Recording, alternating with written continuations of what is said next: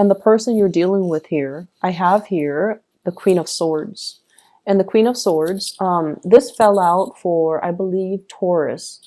So if you have Taurus in your chart, if you're dealing with a Taurus, you might want to, take a look at this, okay? If you're dealing with a Taurus, if you have Taurus, moon, sun, or rising in your own chart, their reading might be pertinent as well. It might help you understand things from another person's perspective. You don't have trouble doing that, but I feel like it might be meaningful. Anyways, we have here an air sign, an Aquarius, a Gemini, or a Libra, such as yourself. However, I mentioned before, I feel like you guys, especially the Libra moons, you guys love, love, love your pinks. And I have this card that represents you. I might actually talk about this first so that you can see the contrast. So this is your energy, the Eight of Cups. This is walking away from a situation that is not balanced, a situation that you've invested a lot of time, resources, energy into, a lot of work into as well. And at this point, you're tired. Emotionally, you're overtaxed. And you feel like, oh my gosh, I've wasted so much time. It's been really hard for you to disengage, mainly because you're like, I've invested a lot of time and I'm not going to be able to recoup my loss.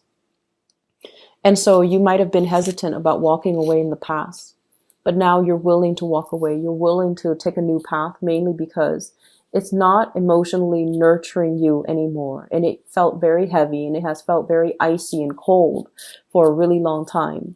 So, you put on the veneer that like everything is rosy, right? That pink, everything is rosy. Everything is peachy. However, internally in your hearts of hearts, I don't feel like you can deny the fact that your heart is not in it anymore. It's taxing and it's not liberating and it's unbalanced and it's not reciprocal. And so many of you have chosen to walk away from a situation, or emotionally you have walked out of a situation.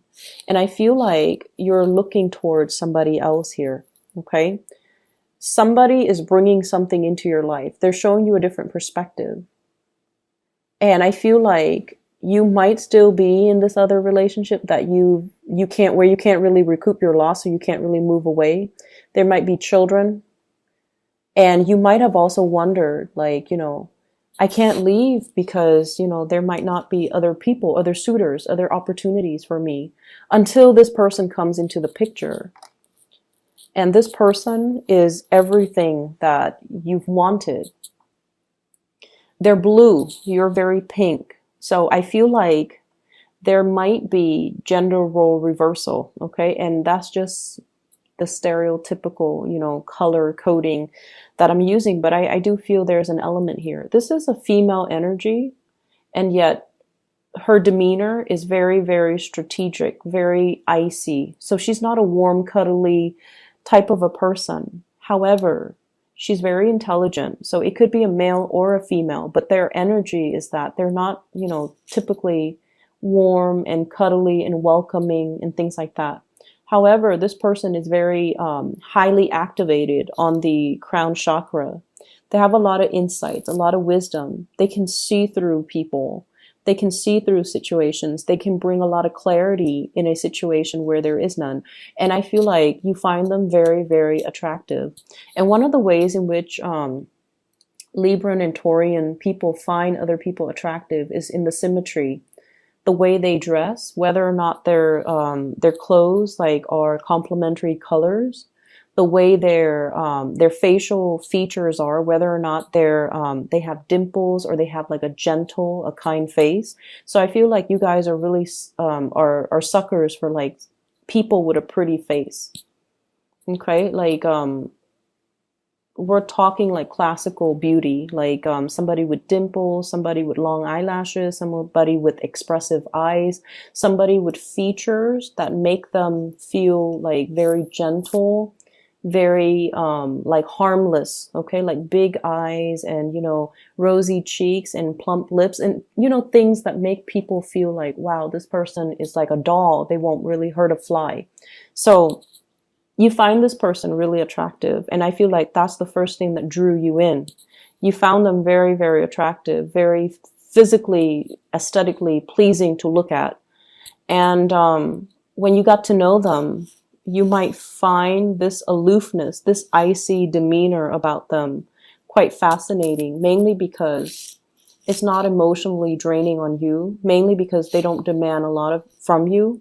And so many of you might be in one relationship where you're like looking for a way out, and you've been thinking about it for quite some time, but you stuck around. And I feel like this person is like a breath of fresh air into your life, and you're kind of starstruck, but you're just like, maybe I can have both. Like I see this element about weighing out the pros and cons. And at the end of the day, you've concluded, maybe I don't have to forego one to have the other. Maybe I can do both because this person doesn't seem like they're emotionally needy. So I can put my emotional needs here and just, have this person in whatever way I can, because they're not going to make demands of me. And I feel like at first it was like that. However, you became attached to the other person.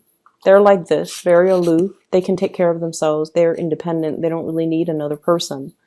But I feel like what you started developing was the Two of Cups. This is a friendship. This is like a very deep spiritual bond between you and another person. This is like two people who are very like-minded. The communication flows really, really well between the two people. It's the foundation of friendship, and it allowed the two of you to approach one another in a very honest, in a very like unguarded type of a manner. And I feel like you have developed feelings for this person. You didn't think it was going to happen like that. You thought, you could handle the disconnection, I guess. But then the other person draws you in, and then you end up at this Two of Cups phase where you feel like this person is my kindred soul. They really, really, really get me. And I feel like the trouble is right now, this is a really beautiful card, but I feel like the person that you're dealing with,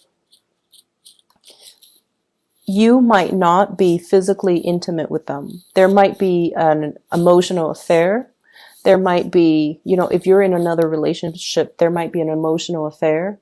I don't see a lot of things here that indicate, well, I definitely see attraction. And I feel like a very strong soul connection and a spiritual connection. I don't see like, that sexual attraction, the I can't live without you type of attraction, like that carnal desire, because I feel like nothing has been consummated yet. There's an emotional connection. There's an emotional affair. If you're in another relationship, there's a deep emotional bond. But where the person is that they're very moral. They will not stray from their morality. Okay. So like, I feel like it's somebody that's, kind of like no sex before marriage. Okay. So it could play out in that way. Or I can't be with you if you're married to somebody else. Or I can't be with someone I don't love. Or they could just be like, they could be waiting as well for you to finish up things from your end, whatever that means, before they can get involved with you. But if they want to get involved with you, I feel like it's going to have to be all or nothing, because this person wouldn't want any less. They want all of you or none of you. Okay. So that's where you're at with this person right here. And this person, they're linked up with the Star and the World. So you're dealing with someone who might be very, very popular. They might have fame and some type of, they might have fame. They might have, they might be a world traveler. There might be an element of people coming from different countries, somebody that travels a lot, or somebody that belongs to a different world. Like they're just, culturally different from you. And the Star in the World basically means they are waiting on a higher calling. They're waiting for their life to begin. They're waiting for opportunities to travel. They're waiting for opportunities to kind of move away, pursue their life, or allow their lives to start. So I feel like at a moment's notice, they're going to be on their way out. They're going to be seeking other opportunities. So there's somebody here that you definitely have a very strong connection with, but it seems like you're tied up in something else. You're not able to give them whatever it is that they want or whatever it is that you want from them to solidify a really strong relationship. And the feelings are definitely mutual. You know, with this Two of Cups, it's a soulmate connection. It's a very strong spiritual bond. But I feel like if you don't recognize it for what it is, it's going to slip away. And soulmate connections, they come they're not rare per se, but I feel like there's a time and a place for it. And the soulmate connection can also run its course too. There's a time and a place for that as well. So if you're not quick on the uptake and recognize this situation for its rarity and for, you know, how powerful it is, I feel like it's going to slip you by because the other person, they're going to be drifting away. Okay. This is the escape here. Things coming to a culmination, things coming, it's like coming full circle and coming to an end, closing out of a cycle, mainly because we have healed up from the past. For others of you, it could be, you know, just the fact that you're with a new person now that really gets you, that you feel is your kindred soul, and you're very, very happy. The person has helped you done a lot of healing on yourself. And I feel like the cycle of you feeling, we have here the Eight of Cups and the Two of Cups, and altogether it adds up to 10, which is the completion stage. You have somebody, you've been feeling empty and taken for granted for a really long time, and then you meet this person who's like a kindred soul. They're fair. They are just, they want to do the right thing. And I feel like it's really refreshing when we meet somebody who has the same values as us. All right. And so they're completing you and they're going to help you kind of like continue that next phase of your journey. So if you didn't believe in, you know, morality, if you didn't believe that people were selfless, that people are incapable of, you know, doing the right thing, I feel like you're meeting somebody. You might have met somebody already, or for this week at least, you're meeting with somebody that has these high ideals and aspirations and dreams and goals and sense of morality and that moral compass and also the same values that you espouse. And as a result of it, it's going to feel like, wow, this person gets me. This is what I've been missing all along. And it took this person to come into the picture for me to believe in it again. And for me to feel like I'm normal. I'm not the weird one.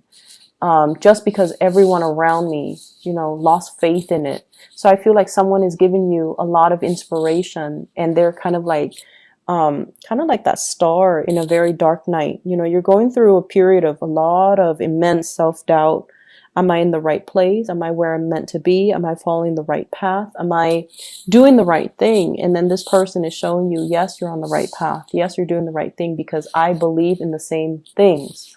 So you're meeting a very strong soulmate. And it's a beautiful relationship. Recognize it for what it is and really cherish it. Okay.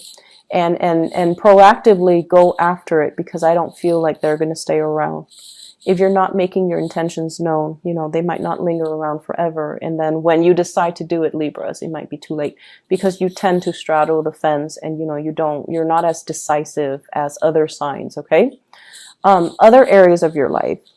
Once again, I feel that energy, the veneer, okay, keeping scores and things like that. So I have this element here.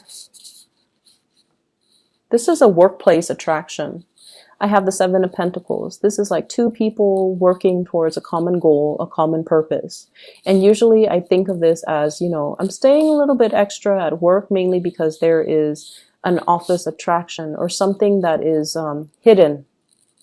Okay, not so much like a clandestine affair, that would be more the Seven of Swords, but more like I really admire and appreciate this person. I want to get to know them better.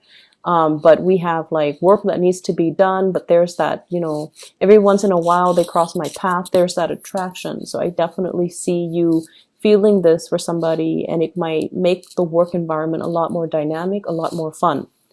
I also feel like there might be interference in the work environment as well. This is a card about training, consulting, and too many people involved in a situation, too many cooks in the kitchen. Everyone is offering their 2 cents, unsolicited nonetheless, and everyone feels like they're an expert in their field, so they're coming together to kind of offer, their advice, offer their take, and it can create a lot of confusion. And I feel like that's what it's doing here. We end up here with the Five of Pentacles. And the Five of Pentacles is a situation where we feel kind of left out. We feel a little bit hidden and isolated. And despite all of these options, all of these people coming in telling us what we should do, it's really hard for us to listen to our inner voice and allow, it's like these inputs from these other people is drowning out your intuition. So you should really listen to your intuition and figure out what you need to do. Okay.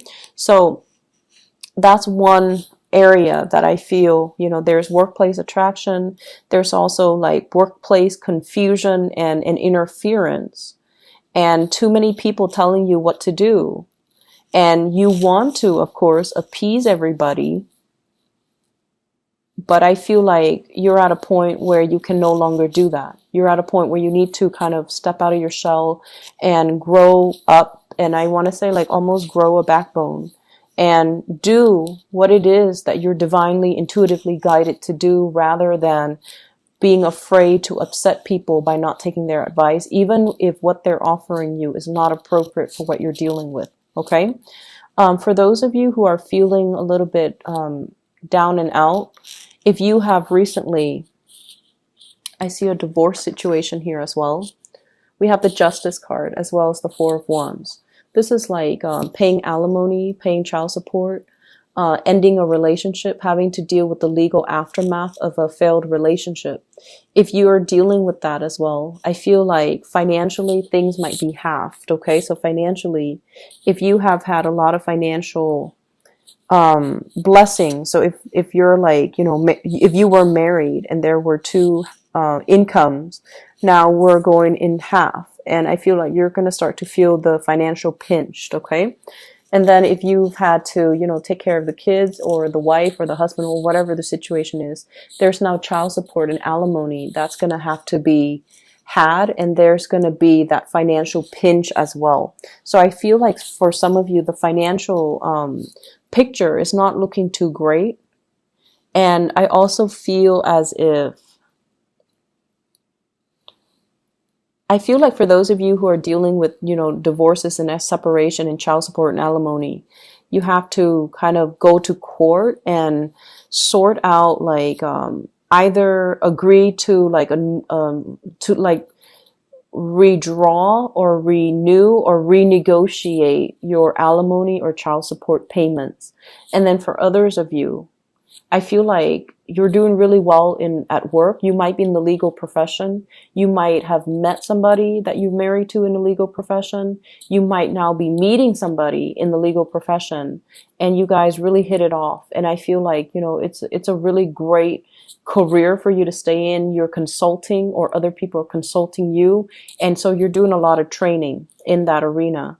But I definitely feel like there is this sense of meeting somebody that you really, really love on a soul level. You recognize each other. It's like upon the first time that you meet, you understand this sense of your soul recognizes one another.